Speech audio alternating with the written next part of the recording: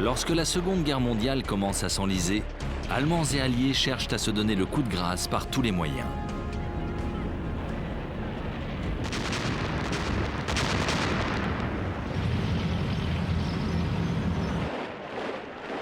Adolf Hitler doit faire face à un problème majeur. Sa stratégie de guerre éclair convient aux opérations terrestres, mais pas à l'attaque d'une île comme la Grande-Bretagne. Il ne lui reste qu'une solution, couper les voies de ravitaillement de son ennemi. Cela se traduit par la construction de plus de navires de guerre et de sous-marins.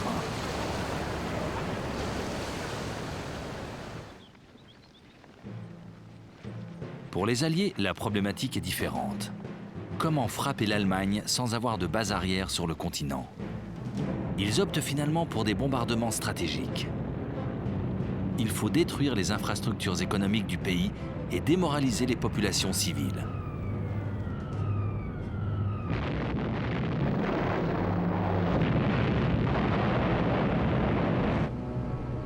Si les deux adversaires ne font pas les mêmes choix tactiques, ils se rejoignent cependant sur un point: épargner la vie de leurs soldats et mettre un terme à la guerre aussi vite que possible.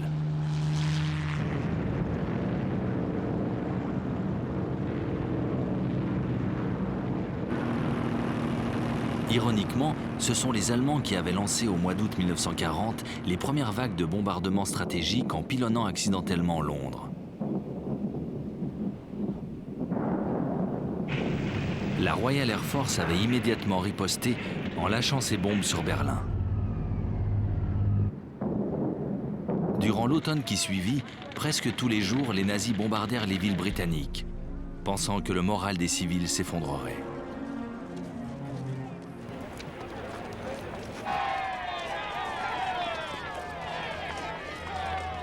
À l'été 1941, lorsque l'aviation allemande rejoint le front russe, ces attaques répétées n'ont toujours pas porté leurs fruits.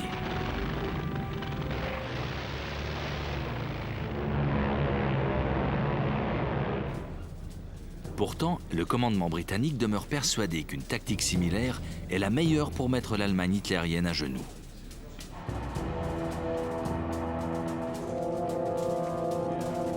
Au début de l'année 1941, la Royal Air Force a justement été dotée d'une nouvelle génération de bombardiers plus puissants. Le Short Stirling peut emporter 8000 kg de bombes, 4 fois plus que ses prédécesseurs.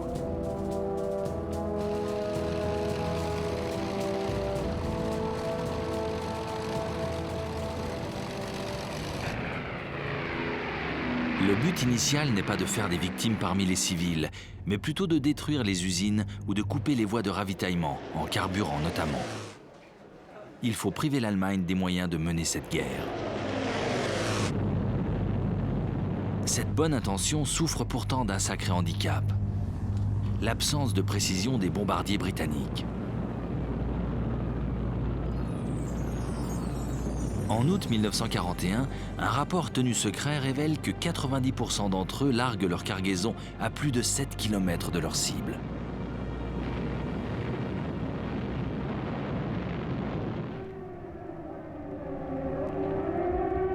Parallèlement, la défense antiaérienne allemande provoque de gros dégâts auprès des escadrilles alliées.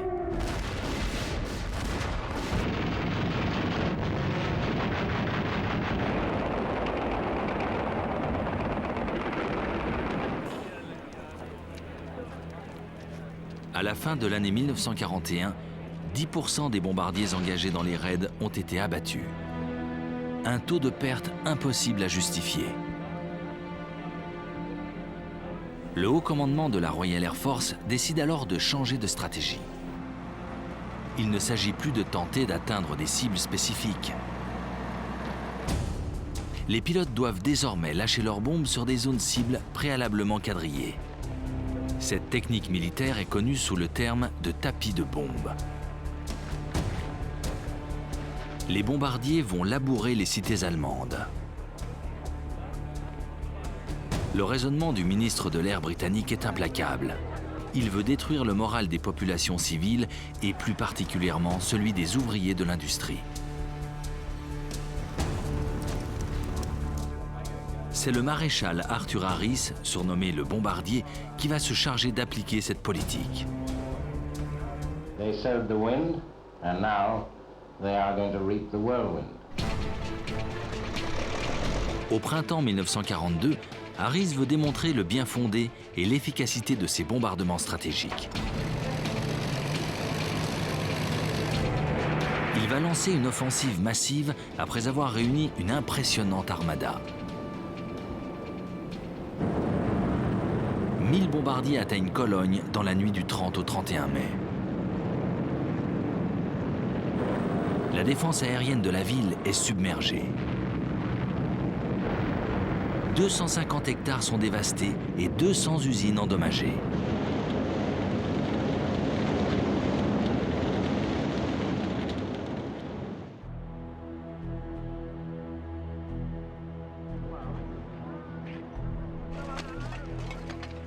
Seuls 39 avions sont abattus, soit 4% de l'effectif engagé. Harris a gagné son pari. Winston Churchill s'est même rangé à son opinion.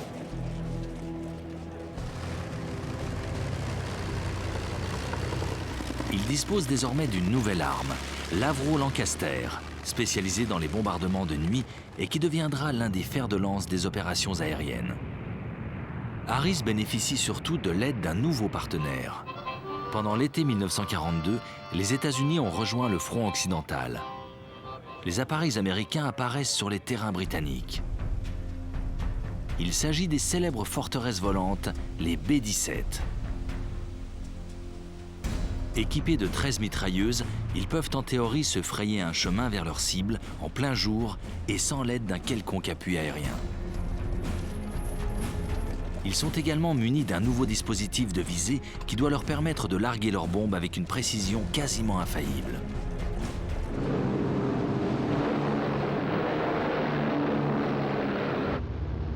Ces atouts technologiques poussent les Américains à ignorer les leçons des raids britanniques. Ils reprennent les attaques ciblées sur les infrastructures allemandes. Au mois d'août 1942, ils testent leurs appareils.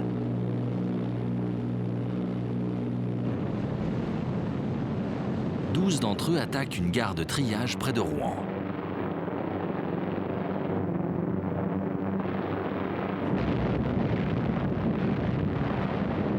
Les dégâts sont minimes, mais les Américains n'ont pas subi de pertes. Pour eux, il ne fait aucun doute que les raids en plein jour sur des cibles préalablement choisies sont envisageables. Les Britanniques sont loin d'être convaincus. Malgré cette divergence de point de vue, les deux alliés conviennent de coordonner leurs efforts. Ils décident d'organiser le bombardement massif du cœur industriel de l'Allemagne. Le jour, les Américains s'en prendront à des cibles soigneusement sélectionnées. Les Britanniques agiront de nuit, déroulant leurs tapis de bombes sur de vastes périmètres. Ils tenteront ainsi de détruire les instruments de production et de casser le moral des civils. Leur objectif, semer la désolation et forcer l'Allemagne à mettre un terme à la guerre. En mars 1943, des avions britanniques se dirigent vers la ville industrielle d'Essen. Une première vague de bombardiers légers va illuminer la cible en larguant des fusées de signalisation.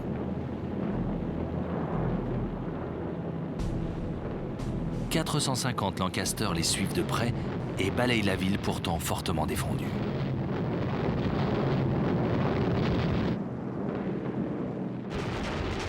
Les batteries antiaériennes allemandes sont dépassées. Seuls 14 appareils britanniques sont abattus.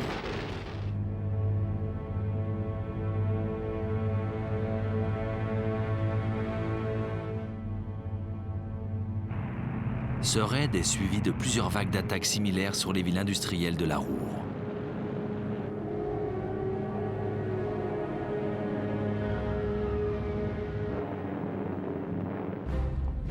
Mais les nazis renforcent leur défense. Le ciel allemand devient de moins en moins sûr.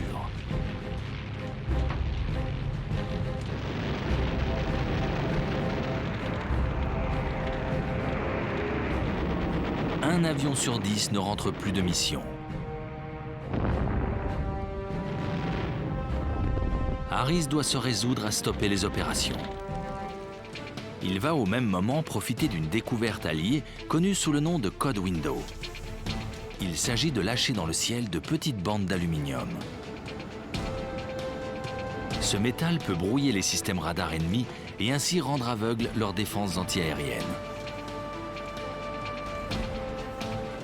Nom de code de l'opération, Gomorrhe.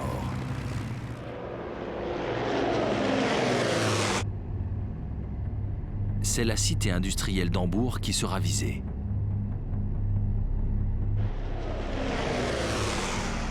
Une première vague de bombardiers provoque les interférences magnétiques.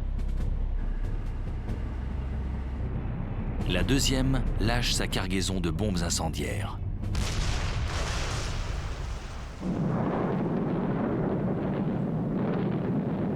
Le feu dévaste le centre-ville.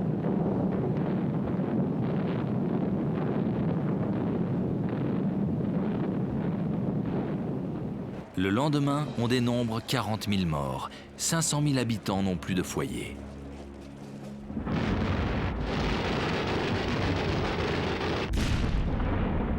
D'autres raids suivent sur le port. La population est profondément traumatisée.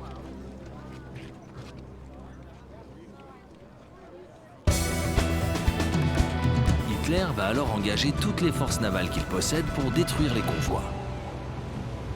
Il veut empêcher le ravitaillement en vivres et en carburant des îles britanniques.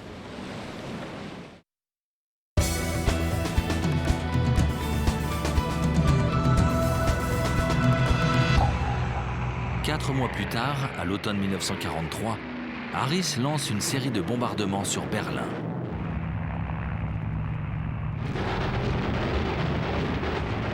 Les Allemands réagissent. Ils réussissent à contrecarrer les effets du système Windows. Leurs radars redeviennent efficaces. Au printemps 1944, les Britanniques perdent à nouveau 10% de leurs appareils. La population civile allemande ne semble toujours pas sur le point de craquer. La tactique des tapis de bombes n'a pas le résultat escompté. Il reste la stratégie américaine qui cible des zones vitales pour la machine de guerre nazie. Pendant tout le printemps 1943, l'US Air Force s'est enfoncée au cœur du territoire ennemi.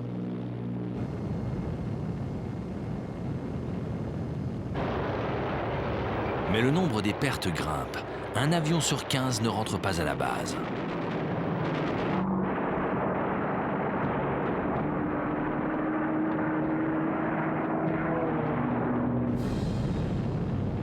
Pourtant, au mois d'août, le commandement américain décide de lancer une opération sur les usines d'armement de Ratisbonne et Schweinfurt. C'est une folie. Les deux cités sont loin au sud du pays, bien au-delà du rayon d'action des chasseurs d'escorte.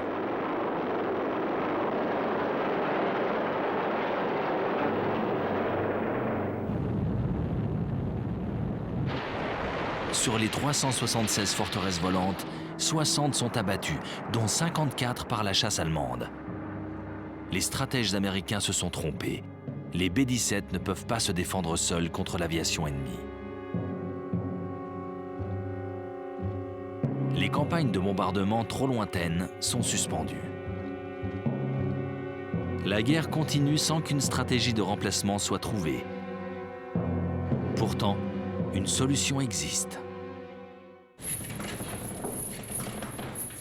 Au début de l'été 1944, alors que les Alliés s'apprêtent à débarquer en Europe, les forces aériennes américaines et britanniques ont pour mission de couper les voies de communication et de ravitaillement en carburant des nazis. Les bombardements ciblés doivent donc être repris. Mais une innovation va changer la donne.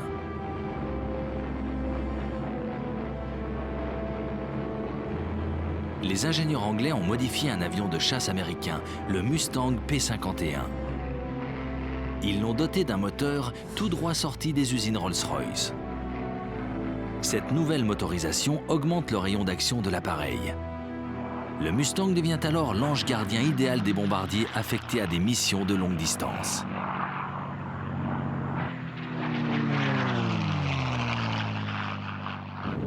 En France, les Alliés vont frapper avec plus de précision, détruisant les ponts et les routes menant au front. Le ravitaillement en carburant de la Wehrmacht devient de plus en plus difficile. la chasse allemande contre-attaque. Mais désormais, ce sont les Mustangs qui dominent les airs. De plus, bon nombre des appareils de la Luftwaffe sont cloués au sol, faute de combustible. Si la campagne de bombardement n'a pas mis l'Allemagne à genoux, comme l'espéraient les Alliés, elle porte néanmoins ses fruits. Les villes allemandes sont dévastées les unes après les autres.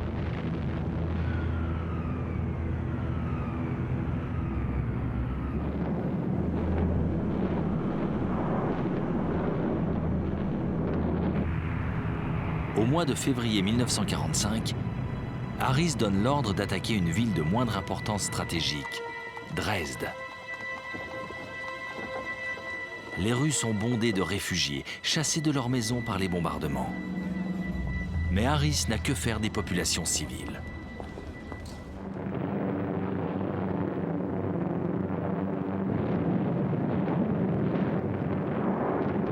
« 7000 tonnes de bombes rasent un tiers de la ville. Le nombre des victimes est encore aujourd'hui sujet à polémique. Le total varie de 25 000 à 305 000 morts. Ce bombardement meurtrier sert la propagande nazie qui diffuse abondamment les images des corps brûlés ou mutilés d'enfants. Ce raid est allé trop loin dans l'horreur. Mais le moral du peuple allemand ne faiblit pas.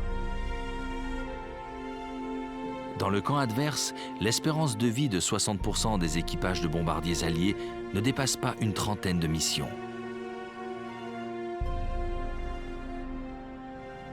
La tactique des bombardements massifs n'a jamais fait vaciller le régime nazi.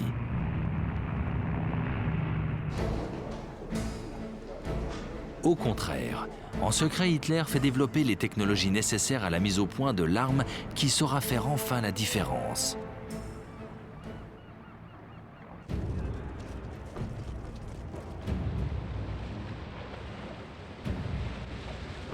Le Führer doit atteindre l'Angleterre, affaiblir son adversaire direct beaucoup trop proche des côtes de la France occupée. Mais comment faire ? La puissance navale britannique l'empêche de manœuvrer dans la Manche. Hitler va alors engager toutes les forces navales qu'il possède pour détruire les convois. Il veut empêcher le ravitaillement en vivres et en carburant des îles britanniques. Dans les 18 premiers mois de la guerre, les Allemands coulent plus de 130 vaisseaux marchands.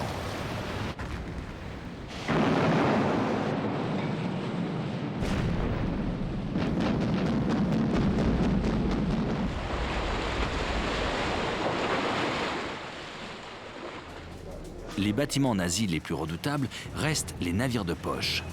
Des petits bateaux de guerre conçus dans les années 30 pour contourner l'interdiction de réarmement après la Première Guerre mondiale. L'un d'entre eux, le Graf Spee, s'illustre particulièrement.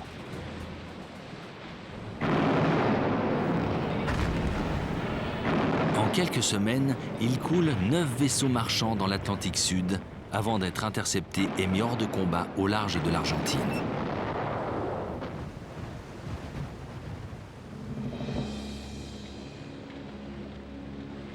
Les raids allemands font beaucoup de dégâts.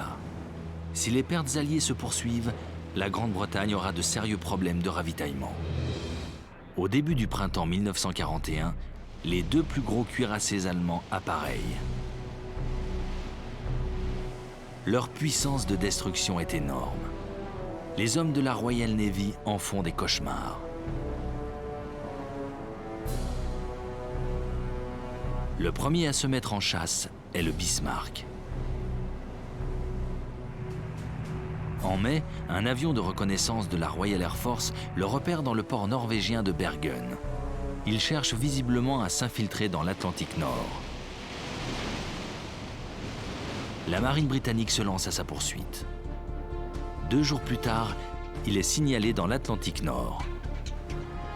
Londres charge l'un de ses derniers cuirassés, le Prince de Galles, de l'intercepter. Le croiseur Hood, fleuron de la Royal Navy, l'accompagne. À l'aube du 24 mai, les 3 navires sont à portée de tir. C'est la première fois de la guerre que 2 cuirassés ennemis s'affrontent.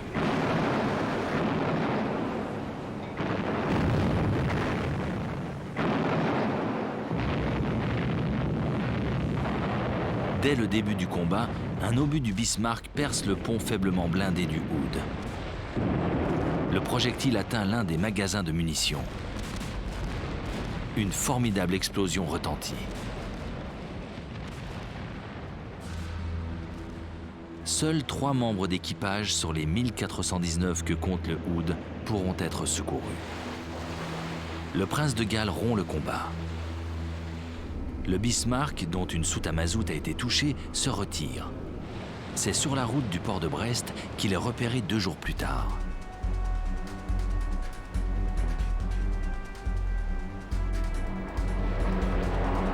Les appareils britanniques l'attaquent en piqué.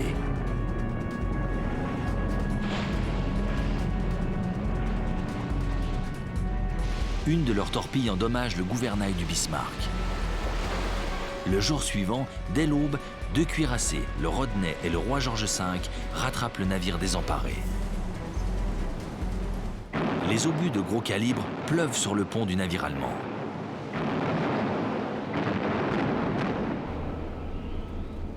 Il n'est bientôt plus qu'une épave en flammes. Finalement, une torpille l'achève.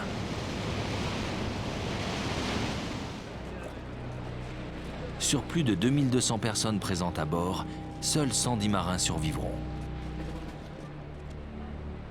Le Bismarck n'a pas eu le temps de couper les voies d'approvisionnement des îles britanniques. La marine de guerre allemande, la Kriegsmarine, peut se déployer sur le front atlantique. Désormais, ses forces peuvent attaquer à partir des ports français.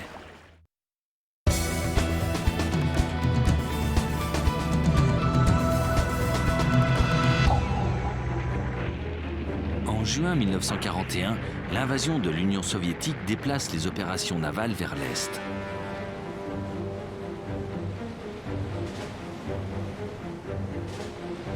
Les convois de ravitaillement alliés rejoignent les ports russes de Mourmansk et Arkhangelsk. La marine allemande, la Kriegsmarine, n'a pas l'intention de les laisser faire. Chaque convoi est impitoyablement attaqué.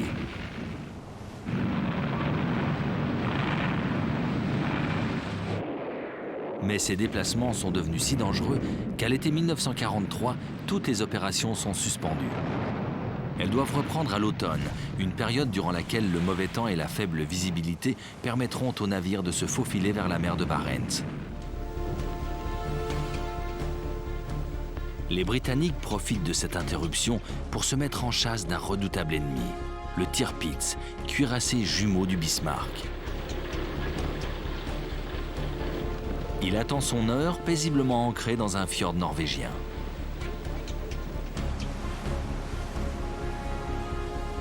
La Royal Navy est déterminée à se débarrasser de ce dangereux adversaire.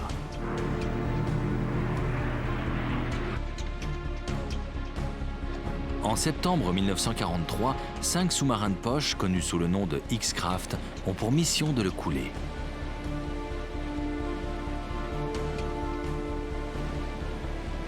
Ils l'attaquent, mais ne lui causent que de faibles dommages.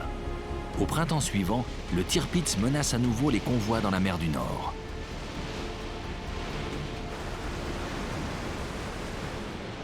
Cette fois, la Royal Navy ne veut pas le rater. Elle expédie 6 porte-avions vers la Norvège.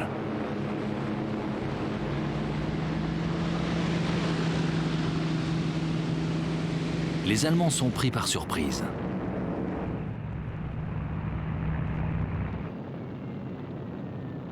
Les bombardiers assaillent le Tirpitz. Mais les petites bombes ne font qu'égratigner le blindage du cuirassé.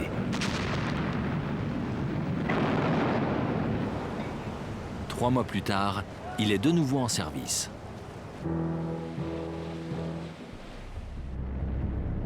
Il est localisé dans un autre fjord. Des Lancaster chargés de bombes de 5 tonnes ont pour mission de le détruire. Mais le Tirpitz lance un rideau de fumée derrière lequel il devient quasiment invisible. Plusieurs engins atteignent pourtant sa proue, causant de sérieux dégâts. Enfin, le 12 novembre 1944, une autre escadrille de 32 bombardiers le surprend. Cette fois, les conditions sont parfaites. 3 énormes bombes frappent une réserve de munitions. Le Tirpitz chavire doucement. 971 marins sont tués. Après plus de 2 ans de course-poursuite, la Royal Navy a enfin gagné son duel. Malgré son indéniable puissance, la marine de surface allemande n'aura pas réussi à peser sur le cours de la guerre. Les Britanniques ne lui en ont jamais laissé l'opportunité. En mer, Hitler a perdu une bataille. Une partie de sa flotte est anéantie. Mais il possède encore un atout non négligeable, les sous-marins.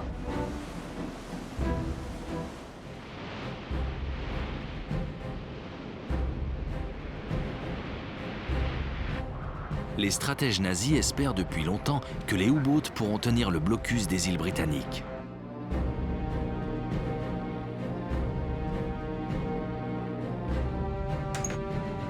Sous l'eau, ils peuvent traquer leur proie, fondre sur elle au dernier moment.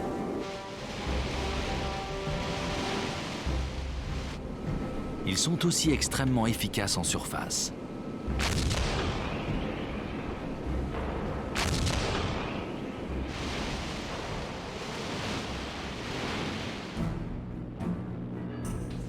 Les Britanniques décident de réunir la flotte marchande dans d'énormes convois. Le problème, c'est que les Alliés manquent de navires d'escorte. De nombreux bateaux sont sans protection. Et le commandement des forces navales va se montrer très prétentieux. Les officiers supérieurs sont persuadés qu'ils disposent des moyens technologiques et militaires pour contrecarrer la menace allemande. Ils vont vite s'apercevoir de leur erreur.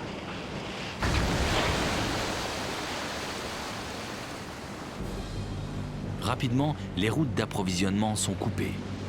Le plus souvent, les U-boats opèrent en surface, coulant leur proie à l'aide du canon situé sur leur pont.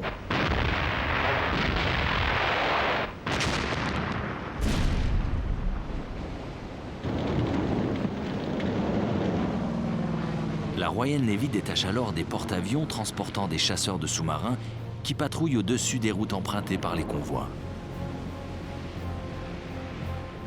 Les résultats demeurent cependant bien en dessous des attentes.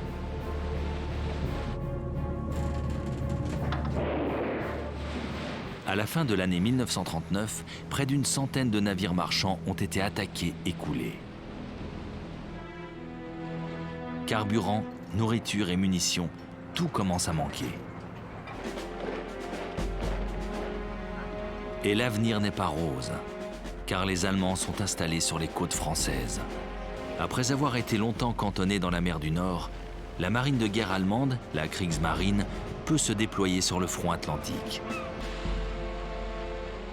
Désormais, ces forces peuvent attaquer à partir des ports français. Les nouveaux modèles de U-boats s'installent à Brest, Lorient, Saint-Nazaire, La Rochelle et Bordeaux. L'amiral Karl Dönitz les lâche dans l'Atlantique où ils chassent en meute. Chaque groupe va couvrir une zone de passage des convois. Lorsqu'un sous-marin a repéré les proies, il contacte les autres. Parfois, des avions de reconnaissance guident les flottilles de submersibles vers leurs objectifs.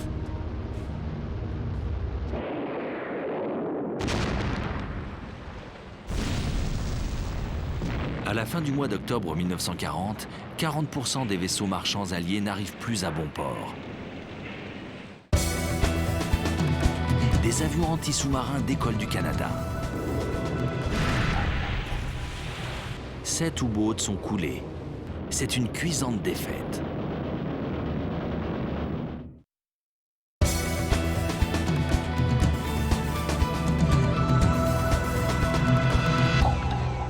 l'amirauté britannique lance un programme de fabrication de vaisseaux anti-sous-marins. Inspirées des formes d'une baleinière, les corvettes ont l'avantage de pouvoir être construites vite et en grand nombre. Pour la première fois, les Alliés disposent d'une force capable de protéger leur convoi. Mais à cause d'un moteur peu performant, la corvette plafonne à 15 nœuds, une vitesse inférieure de 2 nœuds à celle des U-boats. Dans le même temps, des avions de patrouille sont équipés de grenades sous-marines.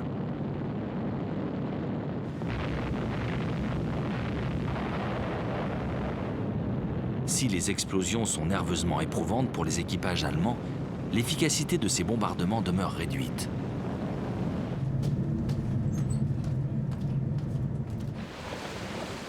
Pour obtenir des résultats probants, il faut attendre une série d'avancées technologiques. Au début de l'année 1940, le radar centimétrique est mis au point. Plus précis et moins lourd que ses prédécesseurs, ce nouvel appareillage va équiper avions et navires d'escorte.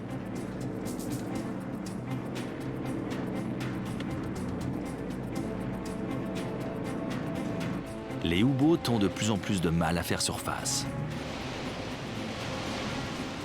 Quelques mois plus tard, un brillant électricien français, Maurice de Lorraine, offre aux Alliés une invention qui va changer la donne.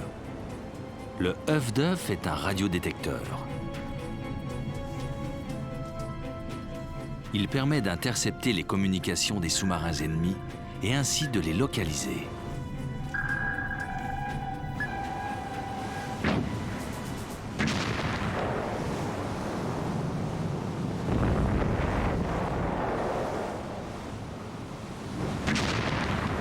Au printemps 1941, grâce à ce nouveau système, les Britanniques parviennent à parer de nombreux raids allemands. De plus en plus de cargos parviennent à passer entre les mailles du filet. Début mars, l'un des héros de la Kriegsmarine, Günther Prien, commandant du redouté U-47, disparaît dans l'Atlantique Nord.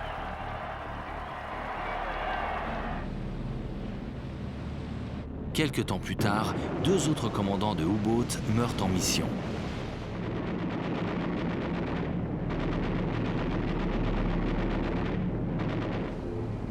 Pour la marine allemande, les jours heureux sont finis, d'autant qu'un autre événement survient.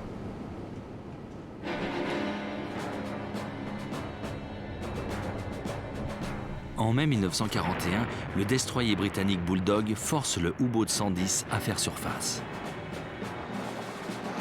Avant que le submersible ne coule, les marins britanniques trouvent à son bord une machine de codage Enigma avec tous ses manuels d'utilisation.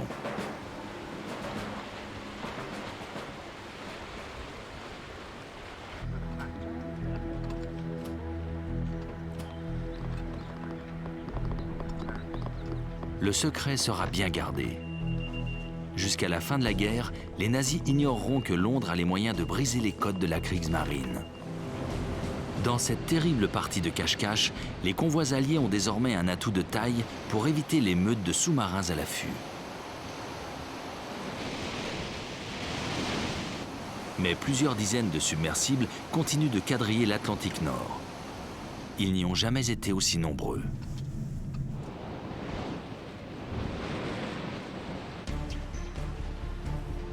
À la fin de l'année 1941, la machine de guerre allemande en produit de plus en plus.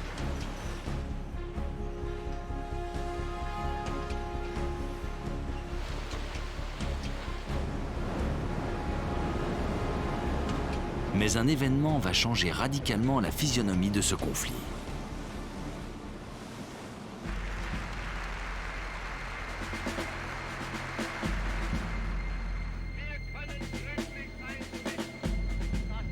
En décembre 1941, Hitler déclare la guerre aux États-Unis.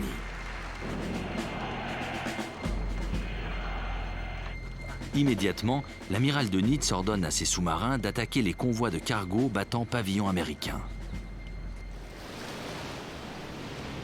Les derniers modèles, les types 9, sont les seuls à pouvoir faire le long voyage depuis les côtes européennes.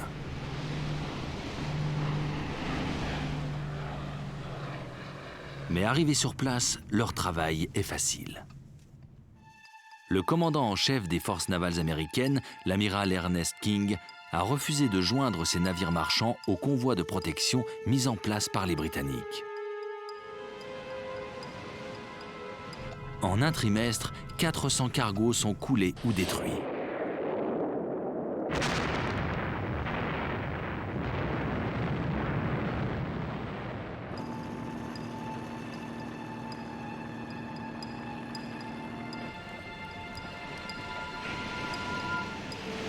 Les Américains subissent les mêmes revers que les Britanniques quelques mois plus tôt.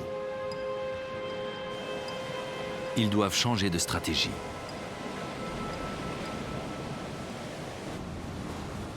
En mai 1942, l'amiral King accepte l'idée de réunir des convois plus étoffés.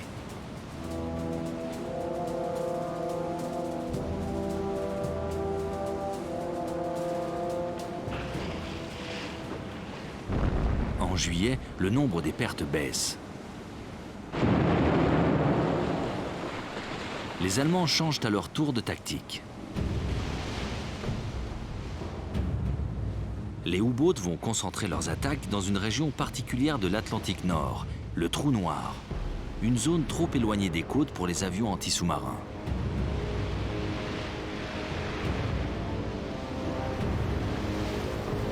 Certains convois vont y être assaillis par plus de 15 submersibles.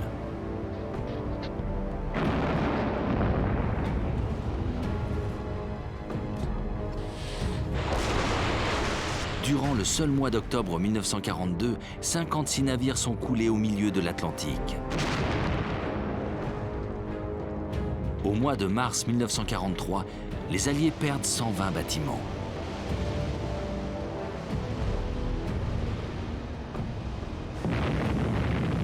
Dans le même temps, seuls 12 U-boats ne rentrent pas de mission. Cette fois, les routes d'approvisionnement sont assez perturbées pour que le Royaume-Uni semble près de s'effondrer. Hitler est persuadé que les U-boats vont lui faire gagner la guerre.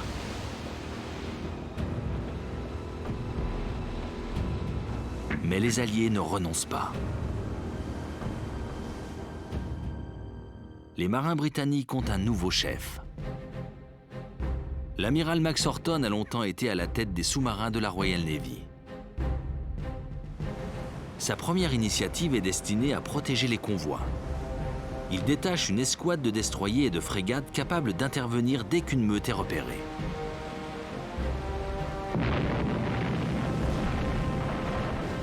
De nouvelles découvertes technologiques donnent un certain avantage aux Alliés. Le Hérisson est un mortier anti-sous-marin composé de 24 tubes.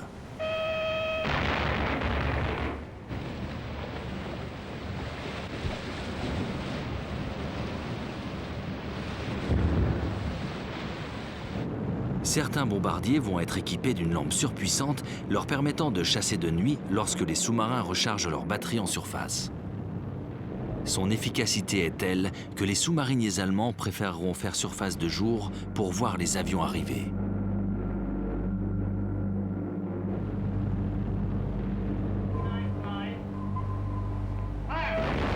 L'emploi de ces nouvelles technologies porte ses fruits en quelques mois.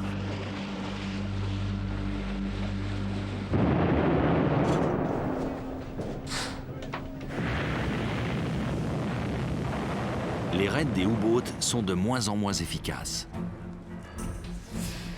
À tel point que l'amiral Dönitz décide de reprendre l'initiative. Le 22 avril 1943, le convoi allié ONS 5, composé de 43 navires marchands et 4 escorteurs, quitte Liverpool. Il doit rallier le Canada pour y charger de l'armement. Dönitz veut frapper un grand coup. 3 meutes, plus de 43 sous-marins fondent sur le convoi. Le 5 mai, 2 escorteurs et 5 cargos sont coulés. Mais les Britanniques réagissent vite. Les renforts sont en route. Des avions anti-sous-marins décollent du Canada.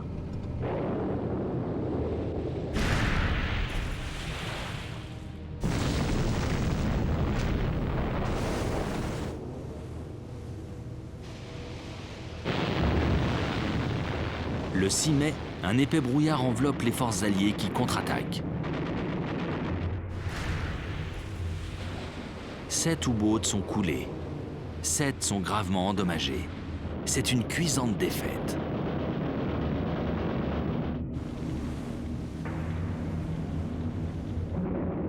Deux semaines plus tard, Dönitz déclenche une nouvelle attaque. C'est un désastre. 5 sous-marins sombres sans qu'un seul navire marchand ne soit coulé.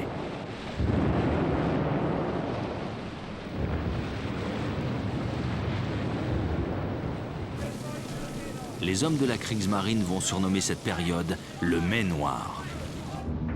Le 22 mai, l'amiral Dönitz interrompt toutes les opérations contre les convois dans l'Atlantique Nord. Les Alliés ont gagné la bataille de l'Atlantique. De nouveaux bombardiers américains, les B-24 Liberators, possèdent désormais l'autonomie nécessaire pour atteindre le trou noir. De leur côté, les ingénieurs allemands poursuivent leurs recherches. Les submersibles sont équipés de détecteurs de radar et de canons antiaériens. Certains sont munis d'un schnorkel, un tube d'évacuation des gaz brûlés et d'admission d'air frais qui leur permet de demeurer sous l'eau plus longtemps. Mais dans la partie de cache-cache qui s'engage, les Alliés ont toujours l'avantage. Le fer de lance d'Adolf Hitler dans l'Atlantique est cloué dans les ports. Les Allemands vont jeter leur dernière force dans la bataille.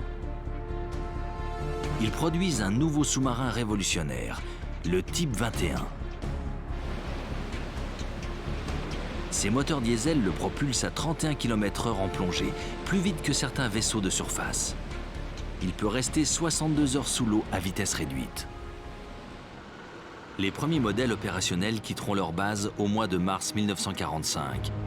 Il sera déjà trop tard.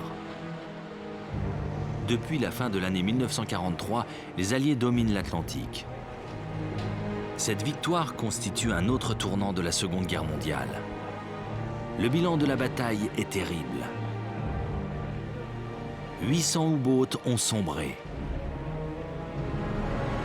75% des équipages de sous-mariniers allemands ont péri. De leur côté, les Alliés ont perdu 32 000 marins.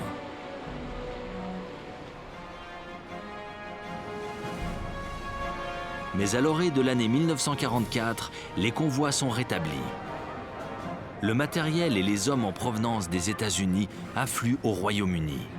Une autre grande bataille se prépare. La victoire dans l'Atlantique n'aura été qu'une étape avant le débarquement allié en Europe.